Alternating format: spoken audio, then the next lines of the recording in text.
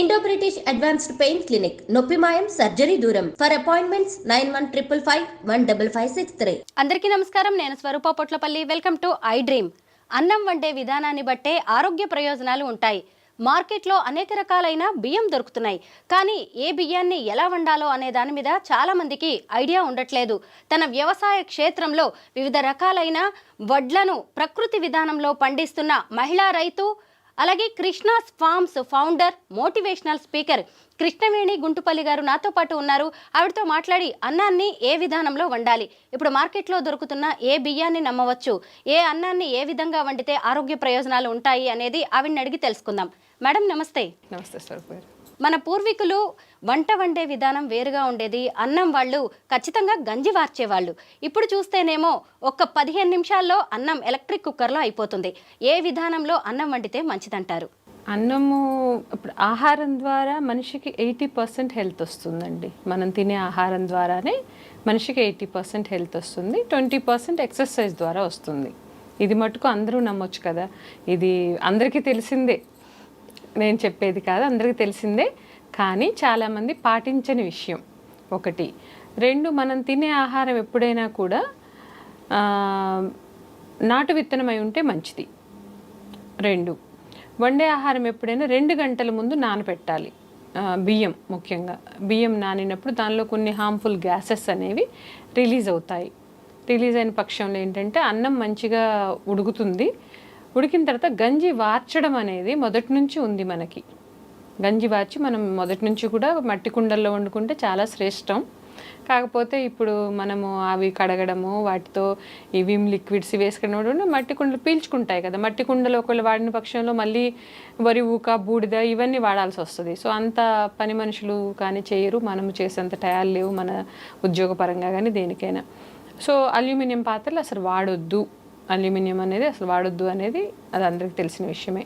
Steel పాత్రలో వండుకోవచ్చు, లేదంటే ఇత్తడి పాత్రలైనా బాగానే ఉంటుంది. కాకపోతే ఏ పాత్రలో వండినా 2 గంటల ముందు నానపెట్టుకొని ఉడికిన తర్వాత గంజి వార్చుకొని, అండ్ ఉడుకుతున్నప్పుడు ఇంకో చిన్న విషయం ఏంటంటే ఒక స్పూన్ నెయ్యి వేసిన పక్షంలో షుగర్ స్పైక్స్, ఇప్పుడు ఎక్కువ డయాబెటీస్ కదా, రోటీ మీద అయినా సరే నెయ్యి ఒక స్పూన్ రాసుకొని తిన్న పక్షంలో, ఈవెన్ మీరు ఇది నేను చెప్తాను, ఇప్పుడు గ్లూకోమీటర్స్ వస్తున్నాయి కదా, ఎక్కువ శాతం మనం డయాబెటీస్ని కౌంట్ చేస్తున్నాము, అది మీరు పెట్టుకొని ఒకసారి నెయ్యి వాడకుండా రోటీ రైస్ తిని చూడండి. ఒకసారి గంజి వార్చిన అన్నంలో నెయ్యి వేసుకొని, అది నెయ్యి అంటే ఏ నెయ్యి పెడితే ఆ నెయ్యి కాదు, ఎక్కడైతే దేశీవాలి ఆవులు ఉన్నాయో బిలోనా మెథడ్తో చేసిన నెయ్యి మా దగ్గర ఉంది, ఇంకెక్కడైనా దొరికితే కూడా మంచిది, అది వాడి దాని తర్వాత మళ్ళీ మీరు నోట్ చేసుకోండి దాని రీడింగ్, ఆ తేడా మీకే తెలుస్తుంది. సో వాచ్ చేసి చక్కగా తిన్న అన్నం చాలా మంచిది ఆరోగ్యానికి. దట్టు దేశవాళీ విత్తనం, హైబ్రిడ్ విత్తనం కాకుండా మనం తింటున్నప్పుడు సోనా మసూరి, డిపిటి ఇవన్నీ హైబ్రిడ్ విత్తనాలు అనమాట. సో అలా కాకుండా దేశవాళీ విత్తనాలు వండుకొని తింటే చాలా మంచిది ఆరోగ్యానికి. ఎలక్ట్రికల్ కుక్కర్లో అన్నం వండడం వల్ల కొంత హెల్త్ ఇష్యూస్ ఫేస్ చేశానని మీరు చెప్పారు. అయితే గంజి వార్చడం వల్ల కలిగే ప్రయోజనాలు ఏంటంటారు? అది ఏమంటే, నేను భోపాల్ నుంచి ఒక 10 years బ్యాక్ హైదరాబాద్ వచ్చినప్పుడు, అంటే భోపాల్లో అంత డెవలప్ లేదు, ఎలక్ట్రిక్ కుక్కర్స్ కానీ ఇవన్నీ తక్కువ. అక్కడ చాలా అంటే కొద్దిగా మనకి హైదరాబాద్ కంటే ఒక 25 years బ్యాక్లోనే ఉంది, అంత ఎక్కువ డెవలప్ అవ్వలేదు. కాబట్టి ఆరోగ్యంగా ఉంటారు జనాలు. ఎందుకంటే అక్కడ ఇప్పటికీ ఆవు పాలు, ఆవు నెయ్యి, ఆవు వెన్నె తింటారు, దేశవాళీ ఆవులది. అండ్ అన్నాలు ఈ వండుకునే పద్ధతిలో పాత పద్ధతులే ఉంటాయి. సో అదేమైందంటే, హైదరాబాద్ వచ్చిన ఫస్ట్లో ఇట్లా పక్కన వాళ్ళు వీళ్ళు ఎలక్ట్రిక్ రైస్ కుక్కర్స్ జస్ట్ ఏంటంటే పాపను కాలేజీ పంపించిన వాళ్ళు ఏం చేసేవాళ్ళు, బియ్యం కడిగేవాళ్ళు, ఎలక్ట్రిక్ రైస్ కుక్కర్లో పెట్టేవాళ్ళు, హస్బెండ్ ఒక 10-15 minutesలో వస్తున్నారు అనగానే ఆ టీవీ ముందుకు కూర్చుంటే అది రైస్ టిక్ మన సౌండ్ వచ్చేది, అన్నం అయిపోయేది. అది నాకు చాలా మాడేది కాదు, అన్నం మాడేది కాదు, అసలు పొగలుగా అన్నం ఉండేది. నువ్వు ఎప్పుడైనా తిను, 10 తిను, 9 తిను, ఎప్పుడైనా అన్నం వేడివేడిగా బాగుండేది. నన్ను అది అట్రాక్ట్ చేసేసి నేను ఇదేదో బాగుంది కదా, నేను కూడా పాప కాలేజీ నుంచి రావడానికి ముందు నేను కూడా పెట్టేసి దాన్ని తీసుకోవడానికి వెళ్ళడానికి ఈలోపు అయిపోతుంది కదా అన్న ఆలోచనతో తీసుకోవడం జరిగింది. దాని తర్వాత కొంచెం గ్యాస్ ఇష్యూస్ తినగానే అన్నం తినగానే ఎప్పుడైనా మనిషికి చిన్న విషయం ఏంటంటే, మనం భోజనం చేసిన తర్వాత ఇప్పుడు కార్లలో పెట్రోల్ పోస్తే యాక్టివ్గా పోతాం, కానీ కార్ అక్కడ కూర్చోదు కదా, కూర్చోదు పడుకోదు. మనం కూడా భోజనం చేసిన తర్వాత యాక్టివ్ అవ్వాలి. కానీ జనం ఏం చేస్తాం, అన్నదాన్ని ఇలా ఒరిగిపోయి ఎక్కడెక్కడ నీరసంగా అయిపోయి పడుకుంటున్నారు. అదొక్కటి చాలు మనకి, మనం ఏం తింటున్నాము, మనలో ఎంత ఎనర్జిక్ లెవెల్స్ వస్తున్నాయి, బద్ధకం వస్తుందా అనే దానికి మనం వండే విధానం, మనం తినే ఆహారం చెప్తుంది అనమాట. అక్కడ మనం ఫుడ్ తిన్నామంటే వెంటనే వెళ్ళామంటే చక్కచక్క పనులు చేసుకునేటట్టు ఉండాలి. ఇప్పుడు వ్యవసాయ కూలీల నుంచి వస్తాము, మంచిగా తెచ్చుకుంటారు, తింటారు, మళ్ళీ వెంటనే పనులు చేస్తారు. మన వాళ్ళు ఉన్నారంటే తిన్నారంటే ఒరిగిపోతారు. అలా వద్దు. సో అది మంచిది కాదు. మనం అది ఎక్కడ తేడా వచ్చింది, వండే విధానమా, తినే ఆహారమా, ఎంచుకున్న విత్తనమా అనేది మనము కాన్షియస్గా ఉండాలి. సో గ్యాస్ ఇష్యూస్ రావడం, పొట్ట తినగానే ఇంటో బరువుగా అనిపించేది, ఇదేంటి బాబు బరువుగా ఉంది ఎప్పుడూ లేదని చెప్పేసి ఆ చిన్నగా కొంచెం హెల్త్ ఇష్యూస్ క్రియేట్ అయ్యి ఏమంటే గ్యాస్ ఎక్కడ చేరుకుంటే అక్కడ నొప్పి వస్తుంది కదా. ఇప్పుడు పొట్టలో గ్యాస్ పొట్టలో ఉండదు, బాడీలో చుట్టూ తిరుగుద్ది, తలలో చేరుతుంది, కాళ్ళల్లో చేతుల్లో ఎక్కడ చేరుతుంది, నొప్పులు ఏంటి. మళ్ళీ నేను ఆలోచించుకొని కొన్ని ఆయుర్వేద బుక్స్ అవన్నీ ఎక్కువ చదువుతుంటాను. సో అవన్నీ చూసిన పక్షంలో తర్వాత హాస్పిటల్ వెళ్ళడం జరిగింది. లేదా 3 months కోర్స్ అది ఇచ్చారు. దాని తర్వాత ఆలోచిస్తే తెలిసింది ఏంటంటే ఎక్కడ చేంజ్ వచ్చిందని నేను ఆలోచించుకున్నాను. అంటే నా ఆహార పద్ధతులు మార్పులు ఎక్కడ ఎంచుకునే విత్తనమా లేకపోతే వండే విధానమా అని చూసుకుంటే ఎలక్ట్రిక్ గ్యాస్ కుక్కర్ ఒకటి ఇంట్లోకి వచ్చింది. దాన్ని తీసి చక్కగా వాచ్మ్యాన్కి ఇచ్చేసి నేను మళ్ళీ ఏదైతే నా పద్ధతి నానబెట్టుకొని స్టీల్ గిన్నెలో వండుకొని వార్చుకొని తిన్న పక్షంలో ఈ రోజుకి అటువంటి ఇష్యూస్ ఏం లేవు. గంజి వల్ల కలిగే ప్రయోజనాలు కూడా ఉన్నాయి కదా. గంజి ఆరోగ్యానికి మంచిదే, కానీ వార్చుకొని తినాలి. ఇప్పుడు అన్నీ ఎక్కువైపోతాయి కదా. ఇప్పుడు బాడీలో ఏంటంటే ఒకేసారి అన్నీ డైజెస్ట్ చేసుకోలేదు పొట్ట కూడా. సో ముందు అన్నం వరకు అన్నం తినేసి గంజి కావాలంటే సాయంత్రం సూప్ లాగా తీసుకోవచ్చు. అండ్ గంజి ఏంటంటే నానిన పక్షంలో మంచి విటమిన్ మినరల్స్ క్రియేట్ అవుతాయి అందులో. గంజి వార్చుకొని, అది ఏ గంజి, సోనా మసూరి డిపిటి గంజి కాదు, అది వేస్ట్, అది వద్దు. దానిలో ఏంటంటే మెయిన్ కెమికల్ పెస్టిసైడ్ ఎక్కువ కూడా, యూరియా, డిపిటి, ఇవన్నీ దుక్కి మందులు ఇవన్నీ ఎక్కువ వేసి పండిస్తాము. సో అది కాదు. అది కాకుండా ఏదైతే నాటు బియ్యం ఉన్నాయో, నాటు బియ్యం బియ్యం నానబెట్టుకుని అన్నం వండిన తర్వాత ఆ గంజిని ఏం చేయాలంటే కుండలో పోసేసో స్టీల్ గిన్నెలో పోసేసో ఒక పల్చటి బట్ట కప్పిన పక్షంలో దానిలో మంచిగా విటమిన్ మినరల్స్ క్రియేట్ అవుతాయి. సో దాన్ని సాయంత్రం చక్కగా తాగొచ్చు. కొంచెం ఉప్పు వేసుకొని తాగామంటే చాలా ఎనర్జీ. గంజిలో నిమ్మకాయ ఉప్పు కలుపుకొని తాగితే చాలా బాగుంటుంది కదా కృష్ణవేణి గారు. చక్కగా ఎంజాయ్ చేయొచ్చు. మళ్ళీ అది తిని మళ్ళీ అన్నాలు తినడం కాకుండా అది సరిపోతుంది నైట్కి. కృష్ణాస్ ఫామ్ పేరుతో మీరు వ్యవసాయం చేస్తున్నారు, అనేక రకాలైన పంటలు వేస్తున్నారు కదా. మీ దగ్గర దొరికే వడ్లు ఏంటి, వాటి రకాలేంటి? ఇప్పుడు మన దగ్గర కుజుపటాలి ఒకటి పండుతుంది, నవారా ఒకటి పండుతుంది. నేను పండించే చాలా చిన్న మొత్తంలో వడ్లు పండిస్తున్నాను. ఎందుకంటే వడ్లు పండించాలి అనే ఆలోచన, దీని వెనక ఒక సంఘటన ఉంది. మామూలుగా మన విజయరామ్ గారు ఉన్నారు కదా, ఎమరాల్డ్ విజయరామ్ గారు, ఎవరైతే మన తెలుగు రాష్ట్రాలకి ప్రకృతి వ్యవసాయాన్ని పరిచయం చేసిన విజయరామ్ గారు, ఒకసారి ఇట్లానే కలిస్తే మీరు కూడా గురుగారు, ఆయన నా గురువుగారు అని చెప్తాను నేను. యాక్చువల్లీ నేను ఆయన వీడియోస్ చూసి ఫాలో అయ్యే ఏకలవ్య శిష్యురాల్లాగా నేర్చుకున్నాను చాలా విషయాలు. మీరు కూడా పొలం రావాలంటే ఆ అమ్మ వస్తాను. ఆయన చాలా బిజీ ఉంటారు రకరకాల తిరగటం, జనాల్ని మోటివేట్ చేయడంలో. సరే అమ్మని ఒకరోజు వచ్చేసి పొలం అంతా తిరిగేసి చాలా హ్యాపీ అనమాట. అమ్మ ఆడపిల్ల నేనేదో 1 ఆవు 2 ఆవులు పెట్టుకుని అట్లా ఉన్నామని సరదాగా వచ్చానమ్మ, కానీ చూస్తే ఇక్కడ ప్రపంచాన్ని సృష్టించావు తల్లి, చాలా సంతోషం అమ్మ అంటే. నాకున్న అవగాహన ఎంతటిదంటే అప్పుడు ఇప్పుడు నవ్వు వస్తుంది తలుచుకుంటే. ఆయన స్థితప్రజ్ఞత అంటాం కదా, ఆయనలో చూడొచ్చు. ఆయన ఓపిక అది ఆహారం ద్వారా మాత్రమే వచ్చింది ఆయనలో. అయితే ఇప్పుడు నేను కూడా రియాక్ట్ అవ్వట్లేదు ఎక్కువ విషయాలకి. నాకు చాలా కోపము, చాలా అగ్రెసివ్ ఉంటాను బేసిక్గా నేను. బట్ నా ఆహార విషయాలు నేను కొంత మార్చుకున్న తర్వాత ఇప్పుడు నా సిచ్యువేషన్ అంటే పిల్లలు అంటే ఏంటమ్మా అంత కోప్పడేదాన్ని ఇప్పుడు కోప్పట్లేదు, అదొక నవ్వు ఊరుకుంటాను, అంత కోపం రాదు. ఎందుకంటే ఆహారం సరైనది కడుపులో పోయినప్పుడు, ఇప్పుడు ఈ పిచ్చివాళ్ళు కామెంట్స్ అయి పెడుతున్నప్పుడు నేను నవ్వుకునేదంటే వీళ్ళ కడుపులోకి ఆహారం సరిగ్గా పోవట్లేదు అనుకుంటాను, అంతే తప్పు పట్టను. తిండే విషాహారం తింటున్నప్పుడు నోట్లోంచి విషమే కదా వస్తుంది. తినే ఆహారము పద్ధతైన తిన్నప్పుడు, సంస్కారవంతమైన తిన్నప్పుడు సంస్కారవంతమైన మాటలు వస్తాయి, సంస్కారవంతమైన పని చేస్తాము. మనం ఎందుకు పుట్టాము, సొసైటీకి మనం ఏం చేస్తున్నాము, మనం అదే ఉపయోగం ఏంటి, ఇది ఆలోచిస్తాడు మనిషి. అలా కాకుండా తినే ఆహారమే కలుషితమైన తిన్నప్పుడు నోట్లోంచి వచ్చే మాటలన్నీ కలుషితంగానే ఉంటాయి. సో తప్పట్టేదేం లేదు, ఇంకా వాళ్ళ కర్మ అది వదిలేయడమే. అయితేను నేను ఆయనకి గొప్పగా సంతోషంగా అప్పుడు సోనా మసూరి పండించాను. అంటే నాకు ఇంకా అప్పటికి రైస్ వెరైటీస్ గురించి తెలియదు అంతగా. వీడియోస్ చూస్తున్నాను, వ్యవసాయం మొదలుపెట్టాను. నాకు ఆవు ద్వారా గోమూత్రం, గోమయము, ఘనజీవామృతం, ద్రవజీవామృతం తెలుసు, పండించడం తెలుసు. కానీ ఏ వడ్లు పండించాలనేది నాకు అంత అవగాహన లేదు అప్పుడు స్టార్టింగ్లో. నేను సోనా మసూరి అదే పద్ధతిలో పండించాను.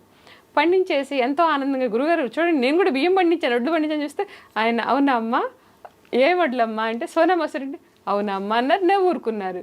నేనేమనుకున్నాను ఏంటి అసలు అవునా అని గొప్పగా ఫీల్ రాలేదు ఏంటా అనుకున్నాను. ఎందుకని ఆ రెస్పాన్స్ ఏదైతే కళ్ళల్లో కనిపించాలో అది రాలేదు, ఇంకేదో విషయం ఉంటుంది అన్నట్టు మళ్ళీ అడగలేదు నేను అని చెప్పి తర్వాత సర్చింగ్ మొదలు పెడితే అప్పుడు తెలిసింది ఏంటంటే ప్రకృతి వ్యవసాయంలో వాడాల్సింది నాటు విత్తనము. నిజంగా చెప్పాలంటే నాకు సిగ్గు అనిపించింది. నేను ఈ వ్యవసాయం చేస్తూ ఈ వడ్లు ఎలా పండించాను, కానీ స్టిల్ ఇప్పటికీ పండిస్తున్నాను. ఎందుకు పండిస్తున్నాను, షాప్లో కూడా పెడుతున్నాను.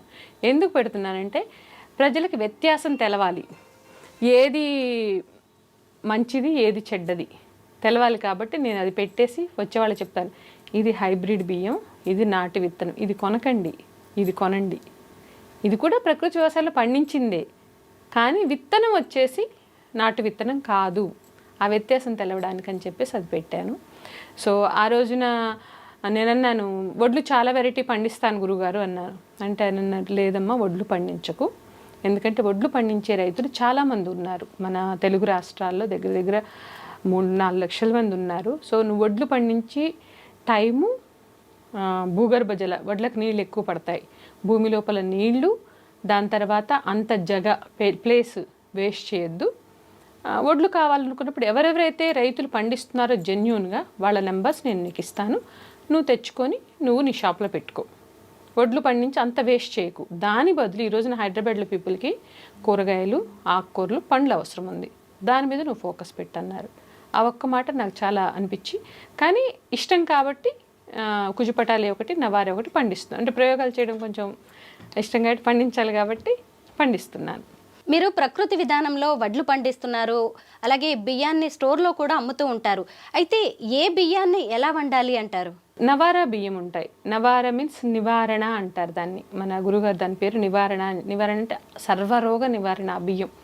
ఆ బియ్యం ఎట్లా అంటే ఇవాళ రోజున పీపుల్లో మ్యాక్సిమం మనం ఒక 90% పీపుల్లో చూస్తున్నది ఏంటంటే ఇంటికి నలుగురు డయాబెటీస్ పేషెంట్స్ ఉన్నారు.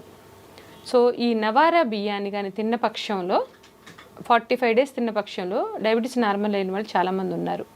సో దీనికి మనం చేయాల్సింది ఏం లేదండి, నవారా బియ్యం వచ్చేసి ఒక 12 hours నానాలి. రాత్రిపూట పడుకునేప్పుడు ఒక గ్లాస్ నీళ్ళు పోసి నానబెట్టుకుంటే మార్నింగ్ లేచిన తర్వాత ఉడుకుతున్నప్పుడు కొంచెం అంత ఒక చుక్క 2 చుక్కలు నెయ్యి వేసేసి గంజి వాచుకొని ఆ గంజిని కూడా జాగ్రత్త పెట్టుకొని సాయంత్రం 4-5 టీ కాఫీలు తాగకుండా అది తాగేసేసి ఈ అన్నం కానీ మధ్యాహ్నం భోజనం తిన్న పక్షంలో 45 రోజులు తింటే డయాబెటీస్ నార్మల్ అయిన వాళ్ళు చాలామంది ఉన్నారు. ఇది నవారా బియ్యం కథ. బహురూపి అని ఇంకో బియ్యం ఉంటుంది, అది నిజంగా అద్భుతం. శ్రీకృష్ణదేవరాయల కాలంలో దగ్గర దగ్గర చాలా పాత బియ్యం అనమాట అవి. అది ఎట్లా అంటే ఆడవాళ్ళకి చాలా మంచిది, vitamin, minerals, B complex, fibre అన్నీ ఉంటాయి అందులో. మల్టీవిటమిన్, ఇప్పుడు చాలామంది ఇప్పుడు వర్కింగ్ ఉమెన్స్ ఇట్లా ఉంటారు కదా, వాళ్ళు ఏంటంటే బ్రేక్ఫాస్ట్ అయిన తర్వాత ఒక మల్టీవిటమిన్ ట్యాబ్లెట్ వేసుకుంటారు. సో అవసరం లేదు, ఇది ఒక కప్పు రైస్ తిన్నామంటే ఆ వాల్యూస్ ఇందులో వస్తాయి. కుజుపటాలియా. ఇంకోటి కుళాకర్ అని ఒక బియ్యం ఉంటుంది, అది ఆడవాళ్ళకి దేవుడిచ్చిన వరం. ఈ బియ్యం అన్నీ ఏంటంటే ఎవరు సైంటిస్టులు తయారు చేసిన బియ్యం కాదు, ఇవి నేచర్ ఇచ్చిన బియ్యం. అడవుల్లో వాటిని కలెక్ట్ చేసేసి మన ఇండియా బియ్యం, ఇవన్నీ భారతదేశ బియ్యం. ఇవేంటంటే బ్రిటిషర్స్ వచ్చిన తర్వాత కొంచెం అవి మాయం చేసేసి మనకి సోనా మసూరి, డిపిటి ఇవన్నీ ఇచ్చేసి దాని తర్వాత పెస్టిసైడ్ కెమికల్స్, దాని తర్వాత కార్పొరేట్ హాస్పిటల్స్, ఇదంతా ఇక పెద్ద స్టోరీ. అయితేను బహురూపి బియ్యం ఒకటి, తర్వాత కుజుపటాలియా ఒకటి, ఇంద్రాణి అని ఇంకో బియ్యం ఉంటుంది. పసిపిల్లలు 6 months అన్నప్రసన చేసిన దగ్గర నుంచి కూడా వాళ్ళకి పెట్టచ్చు, ఈజీగా డైజెస్ట్ అవుతుంది. ఉగ్గు చేస్తాం కదా పిల్లలకి, దాన్ని ఇంద్రాణి బియ్యంతో చేసి పెట్టచ్చు. కుళాకర్ ఎవరైతే ప్రెగ్నెంట్ లేడీ కన్సీవ్ అయిన తర్వాత ఎవ్రీడే దానికి పెట్టిన పక్షంలో నార్మల్ డెలివరీస్ అవుతాయి. బేసిక్గా ప్రకృతి నియమం ఏంటంటే మనిషికి నార్మల్ డెలివరీ అవ్వాలి, కానీ ఈ రోజుల్లో సిజేరియన్స్ అవుతున్నాయి. ఇప్పుడు ఆవులకి, పశువులకి ఎవరికి సిజేరియన్స్ లేవు కదండి, మనకే అవుతున్నాయి. ఎందుకంటే మన ఆహార పద్ధతులు, మన ఆలోచన విధానం అయితే స్ట్రెస్ఫుల్ లైఫ్. సో ఇవన్నీ దూరం కావాలంటే ఆహార పద్ధతి ఒక్కటి మార్చుకుంటే చాలండి. చాలా చిన్న విషయం, ప్లస్ అందరికీ తెలిసిన విషయం, కానీ ఎవ్వరూ మారని విషయం ఏంటంటే ఆహారం మారితే, జీవనశైలి మారితే ఆలోచన విధానం మారుతుంది, భారతదేశ భవిష్యత్తు బాగుంటుంది.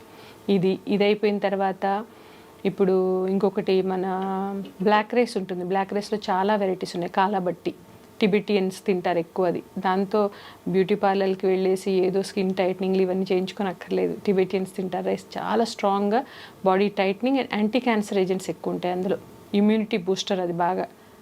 అన్నం తింటే చాలండి, నువ్వు ఏమీ చేయక్కర్లేదు. వెనకట మీరు చూడండి ఊర్లలో వెళ్ళి 80-90sలో ఉన్న ముసలి వాళ్ళు పెద్దవాళ్ళని చూడండి, సీనియర్ సిటిజన్స్ని, వాళ్ళు స్కిన్ గ్లో చేస్తుంటుంది, చక్కగా ఉంటారు, నవ్వుతుంటారు. ఆ గ్లో ఇప్పుడు ఈ 16 ఏళ్ళ పిల్లంటే ఎలా ఉండాలనేది ఈ రోజులు ఎక్కడన్నా కనిపిస్తుందా? లేదండి. 40+50sలో ఆ కళ కనిపిస్తుంది. కానీ 16-18 ఏళ్ళ పిల్లలు ఒకప్పుడు అనేవాళ్ళు 16 ఏళ్ళు అంటే ఎంగేజ్ అని, యుక్త వయసు పిల్ల అనేవాళ్ళు. అసలు ఆ యుక్త వయసు పిల్ల అనేది నారాయణ చైతన్యంలో ఏడో వెతికిన కనపట్ల.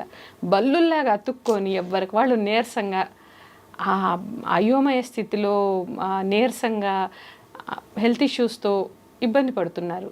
సో అది ఎందుకు లేదంటే ఫుడ్ ద్వారా లేదు, పొల్యూషన్ ఉంది. ఇంకొకటి చెప్పాలి మీకు, పొల్యూషన్ ఒకటి ఎక్కువగా ఉంది. సో అంటారు ఇప్పుడు మేము ఎన్నో సంవత్సరాల నుంచి ఇవే తింటున్నాం కదా, బాగున్నాం కదా, మీరేంది ఇప్పుడు వచ్చేసేమో కొత్త చెప్తున్నారంటే, ఆ రోజుల్లో పొల్యూషన్ లేదు కానీ ఈ రోజుల్లో ఉంది కదా. సో దాన్ని మనం ఆహారం ద్వారా మార్చుకోవాల్సిన అవసరం ఉంది. ఆహారం మారితే ఆరోగ్యం బాగుంటుంది, ఆలోచన మారుతుంది, అన్నీ బాగుంటాయి, హ్యాపీగా ఉండొచ్చు. అన్నం వండడం అనేది మనందరికీ తెలిసిందే. ఇదేమన్నా పెద్ద విద్య అనుకుంటారు, కానీ అన్నం వండే విధానాన్ని బట్టే ఆరోగ్య ప్రయోజనాలు ఉంటాయని చెప్తున్నారు కృష్ణవేణి గారు. థ్యాంక్ యూ కృష్ణవేణి గారు. Thank you.